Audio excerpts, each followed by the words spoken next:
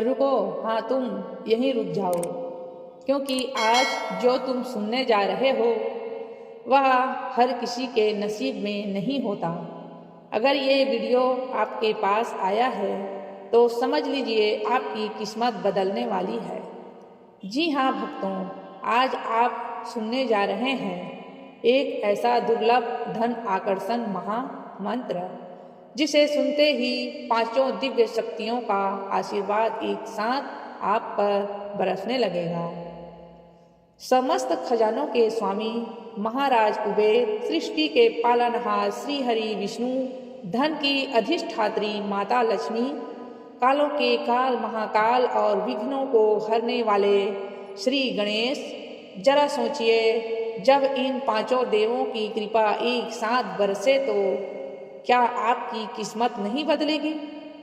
जब श्री हरि विष्णु आपका साथ दें, माता लक्ष्मी आपके घर में धन वर्षा करें, कुबेर का खजाना आपकी किस्मत से जुड़ जाए, महाकाल हर दुर्भाग्य को भस्म कर दे और श्री गणेश सफलता के द्वार खोल दे, तो क्या कोई शक्ति आपको सफल और अमीर बनने से रोक सकती है? बिल्कुल नहीं। याद रखिए, जब इन पांचों शक्तियों की संयुक्त कृपा होती है तो भिखारी भी राजा बन जाता है। ये कोई साधारण मंत्र नहीं है। प्राचीन काल में ऋषि मुनि और तांत्रिक राजा इसे गुप्त साधना में करते थे, लेकिन एक नियम था, अधूरी साधना नहीं। इस मंत्र का पूरा प्रभाव पाने के लिए इसे 108 बार सुनना ही अनिवार्य है, क्योंकि अधूरा जप अधूरा फल देता है। आज अगर आप इस मंत्र को पूरे 108 बार श्रद्धा से सुन लेते हैं तो मैं विश्वास के साथ कहती हूँ, आपकी गरीबी, आपके कष्ट, आपकी बाधाएं सब समाप्त हो जाएगी। अब आंखें बंद करें, मन को शांत करें और पूरी श्रद्धा के साथ इन दिव्य पंचतत्व मंत्रों में डूब जाएं। प्रिय भक्तों, मंत्र में डूबने से पहले अगर आप हमारे चैनल पर नए हैं तो कृपया चैनल को सब्सक्राइब करें, वीडियो को लाइक करें, आगे शेयर करें अपने प्रियजनों तक और सभी को इस मंत्र का लाभ उठाएं। तो आइए अब शुरू करते हैं मंत्र जाप। ओम श्रीं श्रीं क्लीं ऐं लक्ष्मी विष्णु कुबेराय महाकाल गणाधिपतये नमः। अनंत धनम समृद्ध में देहि देहि, सर्व विघ्न हर हर, सर्व मंगलम क्रूं क्रूं स्वाहा। ओम श्रीं श्रीं क्लीं ऐं लक्ष्मी विष्णु कुबेराय महाकाल गणाधिपतये नमः। अनंत धनम समृद्ध में देहि देहि, सर्व विघ्न हर हर, सर्व मंगलम क्रूं क्रूं स्वाहा। ओम श्रीं श्रीं क्लीं ऐं लक्ष्मी विष्णु कुबेराय महाकाल गणाधिपतये नमः। अनंत धनम समृद्ध में देहि देहि, सर्व विघ्न हर हर, सर्व मंगलम क्रूं क्रूं स्वाहा। ओम श्रीं श्रीं क्लीं ऐं लक्ष्मी विष्णु कुबेराय महाकाल गणाधिपतये नमः। अनंत धनम समृद्ध में देहि देहि, सर्व विघ्न हर हर, सर्व मंगलम क्रूं क्रूं स्वाहा। ओम श्रीं श्रीं क्लीं ऐं लक्ष्मी विष्णु कुबेराय महाकाल गणाधिपतये नमः। अनंत धनम समृद्ध में देहि देहि, सर्व विघ्न हर हर, सर्व मंगलम क्रूं क्रूं स्वाहा। ओम श्रीं श्रीं क्लीं ऐं लक्ष्मी विष्णु कुबेराय महाकाल गणाधिपतये नमः। अनंत धनम समृद्ध में देहि देहि, सर्व विघ्न हर हर, सर्व मंगलम क्रूं क्रूं स्वाहा। ओम श्रीं श्रीं क्लीं ऐं लक्ष्मी विष्णु कुबेराय महाकाल गणाधिपतये नमः। अनंत धनम समृद्ध में देहि देहि, सर्व विघ्न हर हर, सर्व मंगलम क्रूं क्रूं स्वाहा। ओम श्रीं श्रीं क्लीं ऐं लक्ष्मी विष्णु कुबेराय महाकाल गणाधिपतये नमः। अनन्तधनं समृद्धि मे देहि देहि सर्वविघ्नहर हर सर्वमङ्गलं क्रूं क्रूं स्वाहा। ॐ श्रीं श्रीं क्लीं ऐं लक्ष्मीविष्णुकुबेराय महाकालगणाधिपतये नमः। अनन्तधनं समृद्धि मे देहि देहि सर्वविघ्नहर हर सर्वमङ्गलं क्रूं क्रूं स्वाहा। ॐ श्रीं श्रीं क्लीं ऐं लक्ष्मीविष्णुकुबेराय महाकालगणाधिपतये नमः। अनन्तधनं समृद्धि मे देहि देहि सर्वविघ्नहर हर सर्वमङ्गलं क्रूं क्रूं स्वाहा। ॐ श्रीं श्रीं क्लीं ऐं लक्ष्मीविष्णुकुबेराय महाकालगणाधिपतये नमः। अनन्तधनं समृद्धि मे देहि देहि सर्वविघ्नहर हर सर्वमङ्गलं क्रूं क्रूं स्वाहा। ॐ श्रीं श्रीं क्लीं ऐं लक्ष्मीविष्णुकुबेराय महाकालगणाधिपतये नमः। अनन्तधनं समृद्धि मे देहि देहि सर्वविघ्नहर हर सर्वमङ्गलं क्रूं क्रूं स्वाहा। ॐ श्रीं श्रीं क्लीं ऐं लक्ष्मीविष्णुकुबेराय महाकालगणाधिपतये नमः। अनन्तधनं समृद्धि मे देहि देहि सर्वविघ्नहर हर सर्वमङ्गलं क्रूं क्रूं स्वाहा। ॐ श्रीं श्रीं क्लीं ऐं लक्ष्मीविष्णुकुबेराय महाकालगणाधिपतये नमः। अनन्तधनं समृद्धि मे देहि देहि सर्वविघ्नहर हर सर्वमङ्गलं क्रूं क्रूं स्वाहा। ॐ श्रीं श्रीं क्लीं ऐं लक्ष्मीविष्णुकुबेराय महाकालगणाधिपतये नमः। अनन्तधनं समृद्धि मे देहि देहि सर्वविघ्नहर हर सर्वमङ्गलं क्रूं क्रूं स्वाहा। ॐ श्रीं श्रीं क्लीं ऐं लक्ष्मीविष्णुकुबेराय महाकालगणाधिपतये नमः। अनन्तधनं समृद्धि मे देहि देहि सर्वविघ्नहर हर सर्वमङ्गलं क्रूं क्रूं स्वाहा। ॐ श्रीं श्रीं क्लीं ऐं लक्ष्मीविष्णुकुबेराय महाकालगणाधिपतये नमः। अनन्तधनं समृद्धि मे देहि देहि सर्वविघ्नहर हर सर्वमङ्गलं क्रूं क्रूं स्वाहा। ॐ श्रीं श्रीं क्लीं ऐं लक्ष्मीविष्णुकुबेराय महाकालगणाधिपतये नमः। अनन्तधनं समृद्धि मे देहि देहि सर्वविघ्नहर हर सर्वमङ्गलं क्रूं क्रूं स्वाहा। ॐ श्रीं श्रीं क्लीं ऐं लक्ष्मीविष्णुकुबेराय महाकालगणाधिपतये नमः। अनन्तधनं समृद्धि मे देहि देहि सर्वविघ्नहर हर सर्वमङ्गलं क्रूं क्रूं स्वाहा। ॐ श्रीं श्रीं क्लीं ऐं लक्ष्मीविष्णुकुबेराय महाकालगणाधिपतये नमः। अनन्तधनं समृद्धि मे देहि देहि सर्वविघ्नहर हर सर्वमङ्गलं क्रूं क्रूं स्वाहा। ॐ श्रीं श्रीं क्लीं ऐं लक्ष्मीविष्णुकुबेराय महाकालगणाधिपतये नमः। अनन्तधनं समृद्धि मे देहि देहि सर्वविघ्नहर हर सर्वमङ्गलं क्रूं क्रूं स्वाहा। ॐ श्रीं श्रीं क्लीं ऐं लक्ष्मीविष्णुकुबेराय महाकालगणाधिपतये नमः।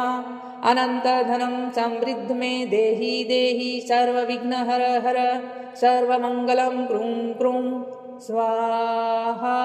ॐ श्रीं श्रीं क्लीं ऐं लक्ष्मीविष्णुकुबेराय महाकालगणाधिपतये नमः। अनन्तधनं समृद्धि मे देहि देहि सर्वविघ्नहर हर सर्वमङ्गलं क्रूं क्रूं स्वाहा। ॐ श्रीं श्रीं क्लीं ऐं लक्ष्मीविष्णुकुबेराय महाकालगणाधिपतये नमः। अनन्तधनं समृद्धि मे देहि देहि सर्वविघ्नहर हर सर्वमङ्गलं क्रूं क्रूं स्वाहा। ॐ श्रीं श्रीं क्लीं ऐं लक्ष्मीविष्णुकुबेराय महाकालगणाधिपतये नमः। अनन्तधनं समृद्ध मे देहि देहि सर्वविघ्नहर हर सर्वमङ्गलं क्रूं क्रूं स्वाहा। ॐ श्रीं श्रीं क्लीं ऐं लक्ष्मीविष्णुकुबेराय महाकालगणाधिपतये नमः। अनन्तधनं समृद्ध मे देहि देहि सर्वविघ्नहर हर सर्वमङ्गलं क्रूं क्रूं स्वाहा। ॐ श्रीं श्रीं क्लीं ऐं लक्ष्मीविष्णुकुबेराय महाकालगणाधिपतये नमः। अनन्तधनं समृद्ध मे देहि देहि सर्वविघ्नहर हर सर्वमङ्गलं क्रूं क्रूं स्वाहा। ॐ श्रीं श्रीं क्लीं ऐं लक्ष्मीविष्णुकुबेराय महाकालगणाधिपतये नमः। अनन्तधनं समृद्ध मे देहि देहि सर्वविघ्नहर हर सर्वमङ्गलं क्रूं क्रूं स्वाहा। ॐ श्रीं श्रीं क्लीं ऐं लक्ष्मीविष्णुकुबेराय महाकालगणाधिपतये नमः। अनन्तधनं समृद्ध मे देहि देहि सर्वविघ्नहर हर सर्वमङ्गलं क्रूं क्रूं स्वाहा। ॐ श्रीं श्रीं क्लीं ऐं लक्ष्मीविष्णुकुबेराय महाकालगणाधिपतये नमः। अनन्तधनं समृद्ध मे देहि देहि सर्वविघ्नहर हर सर्वमङ्गलं क्रूं क्रूं स्वाहा। ॐ श्रीं श्रीं क्लीं ऐं लक्ष्मीविष्णुकुबेराय महाकालगणाधिपतये नमः। अनन्तधनं समृद्ध मे देहि देहि सर्वविघ्नहर हर सर्वमङ्गलं क्रूं क्रूं स्वाहा। ॐ श्रीं श्रीं क्लीं ऐं लक्ष्मीविष्णुकुबेराय महाकालगणाधिपतये नमः। अनन्तधनं समृद्ध मे देहि देहि सर्वविघ्नहर हर सर्वमङ्गलं क्रूं क्रूं स्वाहा। ॐ श्रीं श्रीं क्लीं ऐं लक्ष्मीविष्णुकुबेराय महाकालगणाधिपतये नमः। अनन्तधनं समृद्ध मे देहि देहि सर्वविघ्नहर हर सर्वमङ्गलं क्रूं क्रूं स्वाहा। ॐ श्रीं श्रीं क्लीं ऐं लक्ष्मीविष्णुकुबेराय महाकालगणाधिपतये नमः। अनन्तधनं समृद्ध मे देहि देहि सर्वविघ्नहर हर सर्वमङ्गलं क्रूं क्रूं स्वाहा। ॐ श्रीं श्रीं क्लीं ऐं लक्ष्मीविष्णुकुबेराय महाकालगणाधिपतये नमः। अनन्तधनं समृद्ध मे देहि देहि सर्वविघ्नहर हर सर्वमङ्गलं क्रूं क्रूं स्वाहा। ॐ श्रीं श्रीं क्लीं ऐं लक्ष्मीविष्णुकुबेराय महाकालगणाधिपतये नमः। अनन्तधनं समृद्ध मे देहि देहि सर्वविघ्नहर हर सर्वमङ्गलं क्रूं क्रूं स्वाहा। ॐ श्रीं श्रीं क्लीं ऐं लक्ष्मीविष्णुकुबेराय महाकालगणाधिपतये नमः। अनन्तधनं समृद्ध मे देहि देहि सर्वविघ्नहर हर सर्वमङ्गलं क्रूं क्रूं स्वाहा। ॐ श्रीं श्रीं क्लीं ऐं लक्ष्मीविष्णुकुबेराय महाकालगणाधिपतये नमः। अनन्तधनं समृद्ध मे देहि देहि सर्वविघ्नहर हर सर्वमङ्गलं क्रूं क्रूं स्वाहा। ॐ श्रीं श्रीं क्लीं ऐं लक्ष्मीविष्णुकुबेराय महाकालगणाधिपतये नमः।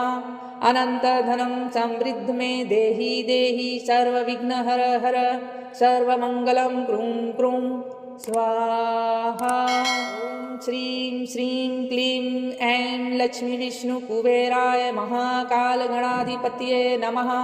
अनन्तधनं समृद्ध मे देहि देहि सर्वविघ्नहर हर सर्वमङ्गलं क्रूं क्रूं स्वाहा।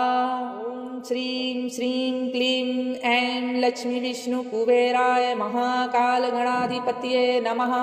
अनन्तधनं समृद्ध मे देहि देहि सर्वविघ्नहर हर सर्वमङ्गलं क्रूं क्रूं स्वाहा। ॐ श्रीं श्रीं क्लीं ऐं लक्ष्मीविष्णुकुबेराय महाकालगणाधिपतये नमः।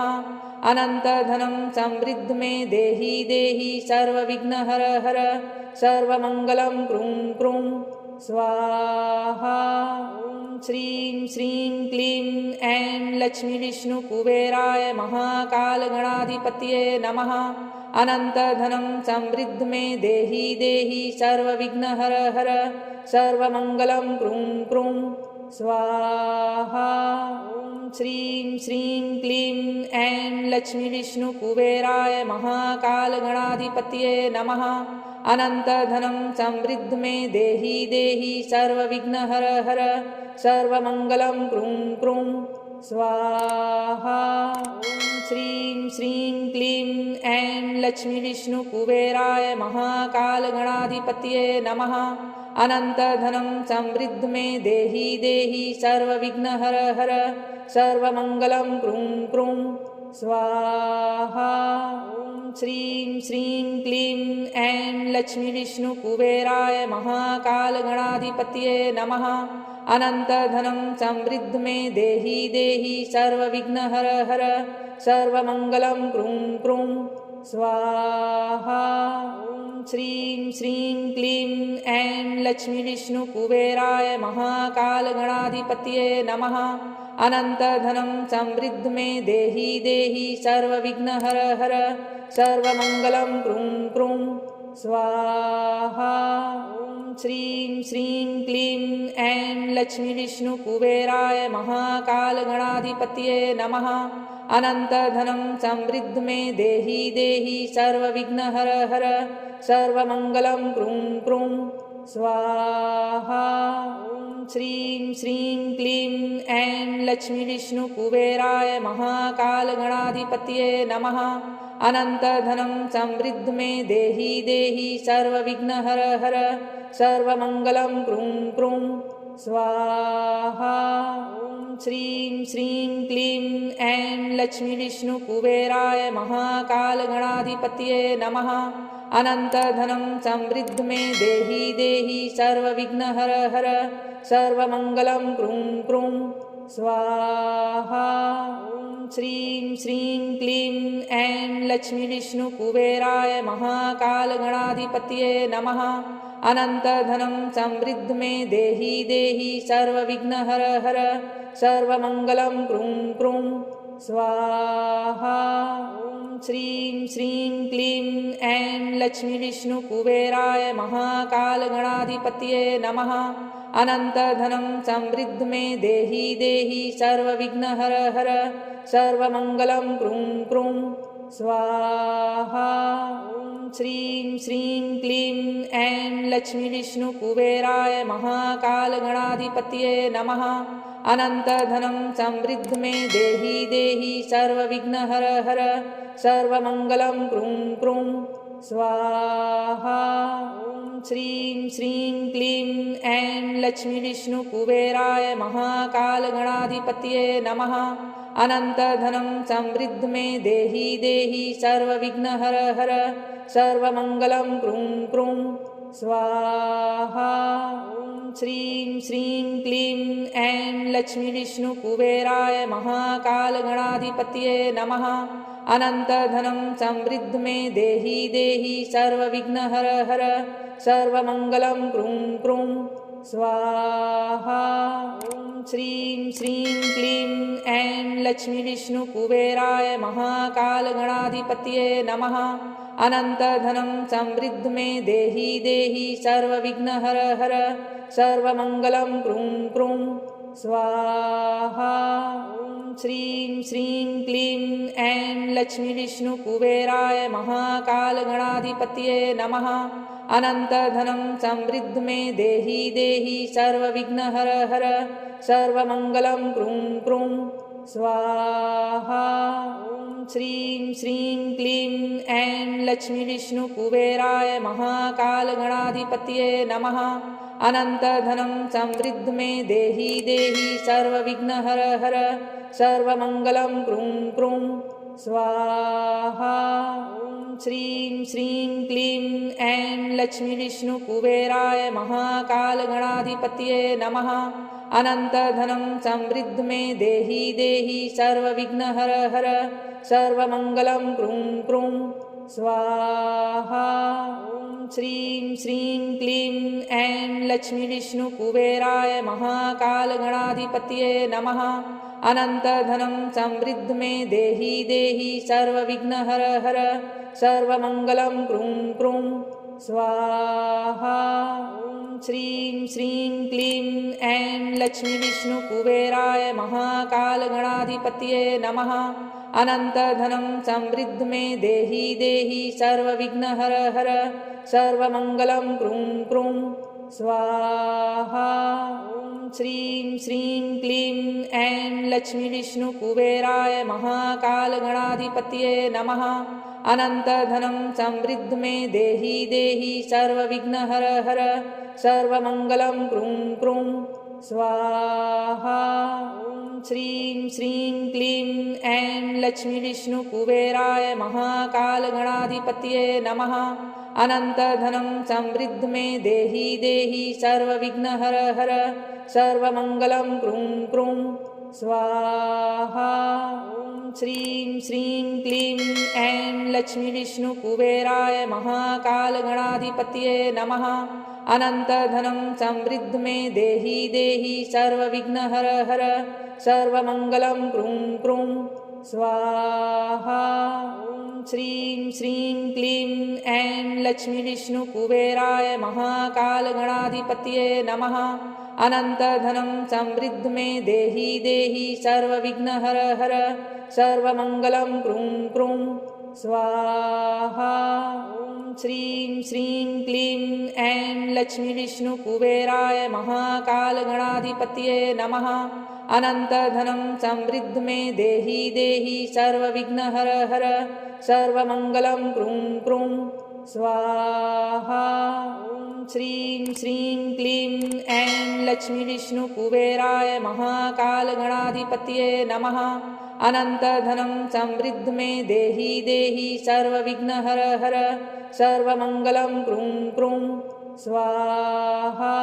ॐ श्रीं श्रीं क्लीं ऐं लक्ष्मीविष्णुकुबेराय महाकालगणाधिपतये नमः। अनन्तधनं समृद्ध मे देहि देहि सर्वविघ्नहर हर सर्वमङ्गलं क्रूं क्रूं स्वाहा। ॐ श्रीं श्रीं क्लीं ऐं लक्ष्मीविष्णुकुबेराय महाकालगणाधिपतये नमः। अनन्तधनं समृद्ध मे देहि देहि सर्वविघ्नहर हर सर्वमङ्गलं क्रूं क्रूं स्वाहा। ॐ श्रीं श्रीं क्लीं ऐं लक्ष्मीविष्णुकुबेराय महाकालगणाधिपतये नमः। अनन्तधनं समृद्ध मे देहि देहि सर्वविघ्नहर हर सर्वमङ्गलं क्रूं क्रूं स्वाहा। ॐ श्रीं श्रीं क्लीं ऐं लक्ष्मीविष्णुकुबेराय महाकालगणाधिपतये नमः। अनन्तधनं समृद्ध मे देहि देहि सर्वविघ्नहर हर सर्वमङ्गलं क्रूं क्रूं स्वाहा। ॐ श्रीं श्रीं क्लीं ऐं लक्ष्मीविष्णुकुबेराय महाकालगणाधिपतये नमः। अनन्तधनं समृद्ध मे देहि देहि सर्वविघ्नहर हर सर्वमङ्गलं क्रूं क्रूं स्वाहा।